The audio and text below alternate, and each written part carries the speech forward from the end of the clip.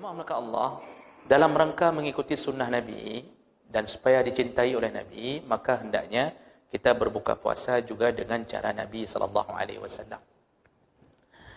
Kita di luar Ramadan, banyak sunnah Nabi kita ikuti. Mulai dari tidur, bangun, masuk WC, makan, minum, segala hal. Kita mencoba mencontohinya. Kerana beliau mendapatkan rekomendasi dari Allah. Laqad kana lakum fi Rasulillah uswatun hasanah. Dalam diri nabimu, lakum, untukmu kata Allah.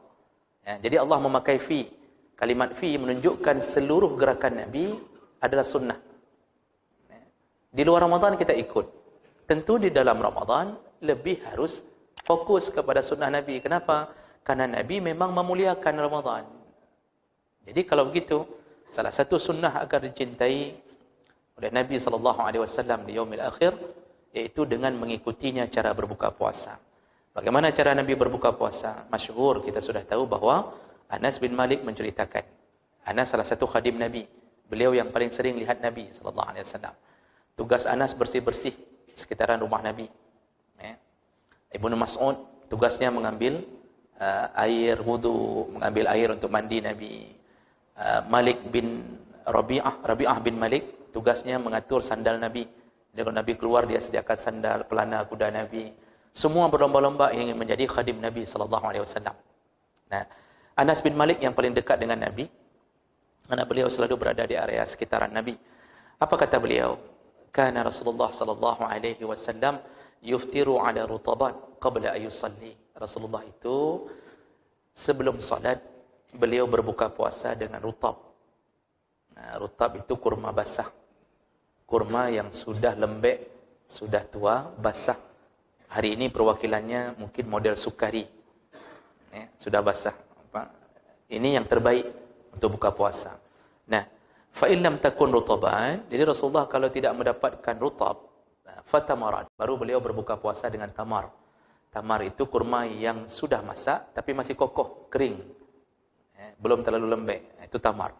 Fa in lam takun tamaran, kalau tidak ada tamar, hasawatin mimma, barulah Rasulullah meneguk segelas air. Urutan ini sekaligus membongkar bahawa cara buka puasa Nabi bukan dengan air. Karena kalau dengan air, pasti Rasulullah menyebutkan yang pertama sekali dengan air bercampur kurma. Tapi tidak, urutannya rutab, tidak ada tamar, tidak ada, baru air. Inilah salah satu yang mungkin hari ini seseorang yang beriman kepada Allah dan Nabi-Nya seharusnya mengikuti cara ini. Karena Nabi mempraktekkannya di hari yang mulia dengan kesengajaannya sebagai seorang Nabi. Bapak Ibu maka Allah, secara logika memang seperti tidak masuk akal.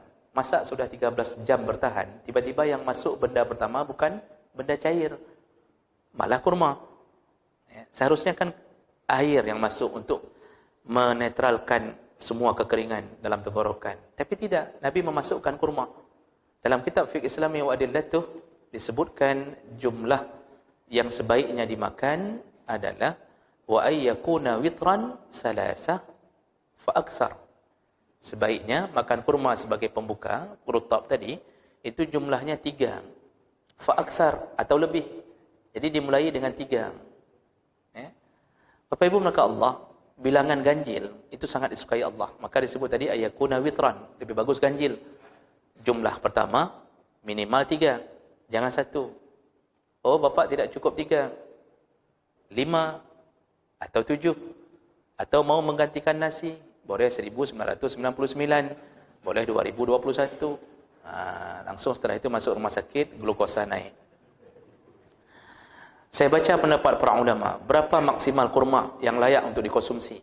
Mereka mengatakan berdasarkan hadis Nabi, karena Rasulullah pernah mengatakan barang siapa mengkonsumsi kurma sekali makan di pagi hari 7 butir, maka dia akan terlindung dari sihir. Para ulama mengatakan maksimal sekali makan kurma, paling bagus sekali makan, Pak. Paling bagus maksimal itu 7 butir. Jangan lewat dari 7 butir. Karena begitu lewat dari 7 butir akan menimbulkan efek. Jadi di sini 3, maksimal 7. Bapak Ibu maka Allah Subhanahu wa taala, kalau ini tidak ada, baru air. Saya baca beberapa keterangan Wallahu alam, saya bukan ahlinya, tapi saya baca keterangan ahli gizi dalam beberapa keterangan, kenapa kurma? Kenapa rutab yang disuruh makan? Kenapa tidak minum air? Bapak Ibu yang ahli kesihatan itu lebih tahu. Saya hanya mencoba mengulang bacaan saja. Kata ahli mengatakan bahawa kita ketika puasa itu sampai dari pagi ke sore hari, glukosa kita tergerus. Jadi kebutuhan glukosa sedikit-sedikit tergerus sehingga kita merasakan lemah ketika dia sudah mulai mengecil ukurannya. Nah, yang paling mudah meningkatkan glukosa paling cepat adalah kurma. Jadi seperti dicas baterai kembali, Pak. Sekaligus membuat sebuah kekuatan baru. Sekaligus, kata para ahli, kurma mampu meredam rasa makan berlebihan. Orang yang buka puasa dengan kurma, itu tidak akan menghabiskan segala-gala yang di depannya. Tapi orang yang buka puasa dengan risol, bakwan, bubur kanji, itu kalau nggak ada kurma, itu bisa menghabiskan segala-gala.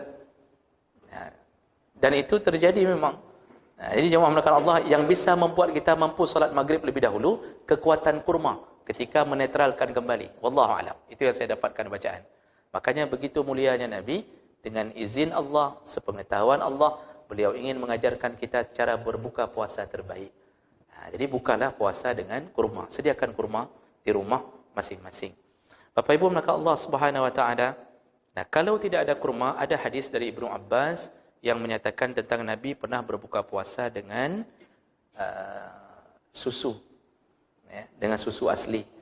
Itu pernah terjadi di masa Nabi SAW berdasarkan hadis riwayat Ibnu Abbas. Nah, baik. Berikutnya, jadi perlu kita tekankan lebih dahulu bahawa ini diikuti karena taat kita pada Nabi.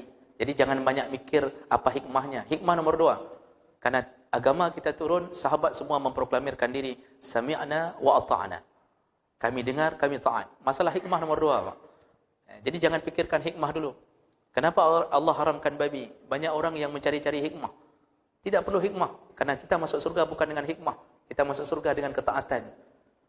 Ketika Nabi membuang sandal ketika salat, semua sahabat di belakang membuang sandal. Salat berjamaah Nabi pakai sandal. Tiba-tiba Nabi buang sandalnya di tengah salat. Lalu semua sahabat ikut buang sandal di tengah salat. Nabi balik setelah imam selesai, Nabi membalikkan badan. Melihat sandal berserakan. Lalu kemudian Nabi bertanya, ada apa dengan kalian? Kata sahabat, kami melihat engkau membuang sandal, maka kami pun ikut membuangnya. Karena kami pikir turun wahyu untuk membuang sandal. Lalu Nabi berkata sambil tersenyum, bukan begitu wahai sahabatku, tadi Jibril datang di rakaat pertama, kemudian mengatakan di bawah telapak sandalku ada najis, maka aku membuangnya ke samping. Jadi yang kita perlu ambil kesimpulan apa? Begitu gaya sahabat merindukan siratal mustaqim. Beliau tahu Nabi ini siratal mustaqim. Karena siratal mustaqim siratal ladzina an'amta alaihim, dalam ayat lain minan nabiyyin, engkau dapatkan jalan yang lurus itu dari para nabi. Mereka tahu, makanya mereka tidak peduli, enggak perlu cari hikmah kenapa buang sandal. Mereka tidak cari itu. Makanya ketika diharamkan sesuatu, taat saja. Ketika Allah haramkan babi, taat saja. Enggak perlu cari-cari masalah dengan babi sehingga mencari-cari investigasi babi, apa masalahnya dengan babi, ada cacing pita atau tidak. Kalau cacing ada, kalau tidak ada cacing, kita kalah sendiri dalam hikmah. Pasti yang Nabi katakan benar. Maka jemaah maka Allah, buka puasalah dengan gaya Nabi. Tidak perlu fikirkan efek, tapi insya Allah selalu efeknya baik.